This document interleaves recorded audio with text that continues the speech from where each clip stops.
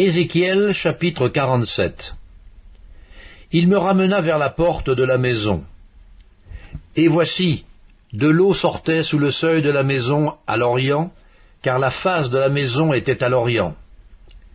L'eau descendait sous le côté droit de la maison, au midi de l'autel. Il me conduisit par le chemin de la porte septentrionale, et il me fit faire le tour par dehors jusqu'à l'extérieur de la porte orientale. Et voici, l'eau coulait du côté droit. Lorsque l'homme s'avança vers l'orient, il avait dans la main un cordeau, et il mesura 1000 coudées. Il me fit traverser l'eau, et j'avais de l'eau jusqu'aux chevilles. Il mesura encore 1000 coudées, et me fit traverser l'eau, et j'avais de l'eau jusqu'aux genoux.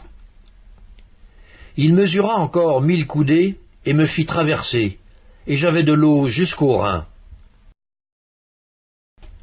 Il mesura encore 1000 coudées.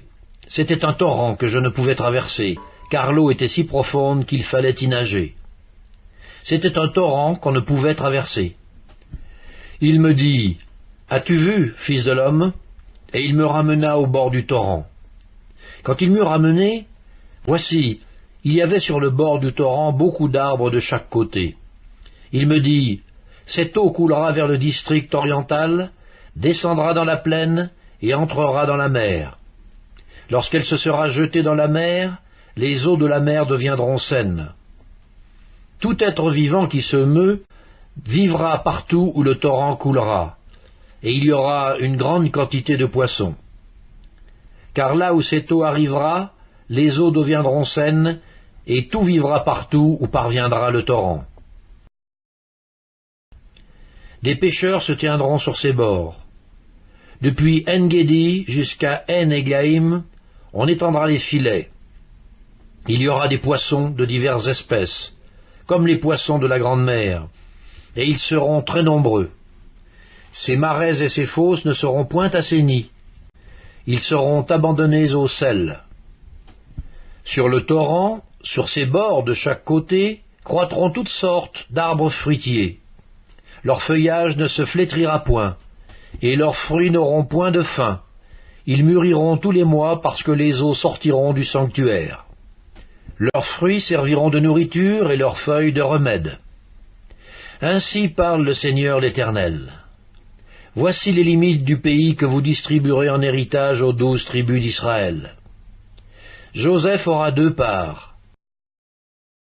Vous en aurez la possession l'un comme l'autre, car j'ai juré la main levée de le donner à vos pères.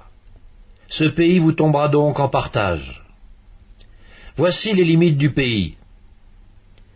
Du côté septentrional, depuis la Grande Mer, le chemin de Hétlon jusqu'à Tsedad, Hamath, Bérota, Sibraïm, entre la frontière de Damas et la frontière de Hamath, Hadzer Atikon, vers la frontière de Havran.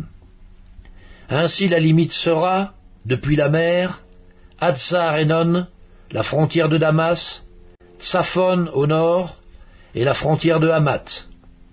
Ce sera le côté septentrional.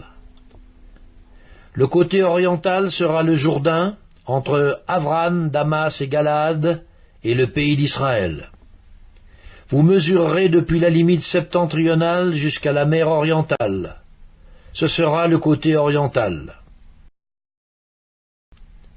Le côté méridional, au midi, ira depuis Tamar jusqu'aux eaux de Mériba, à Kadesh, jusqu'au torrent vers la Grande Mer. Ce sera le côté méridional. Le côté occidental sera la Grande Mer, depuis la limite jusque vis-à-vis de Hamath. Ce sera le côté occidental. Vous partagerez ce pays entre vous selon les tribus d'Israël. Vous le diviserez en héritage par le sort pour vous et pour les étrangers qui séjourneront au milieu de vous, qui engendreront des enfants au milieu de vous. Vous les regarderez comme indigènes parmi les enfants d'Israël. Ils partageront au sort l'héritage avec vous parmi les tribus d'Israël. Vous donnerez à l'étranger son héritage dans la tribu où il séjournera, dit le Seigneur l'Éternel.